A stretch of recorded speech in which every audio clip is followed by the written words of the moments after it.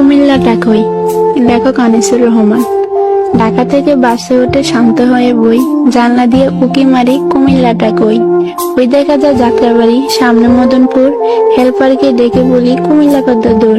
সামনে আছে সোনারগাঁও, মেঘনা নদীর আগে। ঘুমতে সেতু পার হতেই মিষ্টি বাতাস লাগে। কুমিল্লাকে দেখতে আমি স্বপ্নে মনে বান্ধি, সবার আগে বেসে ওঠে প্রিয় দাওয়াত কান্দি।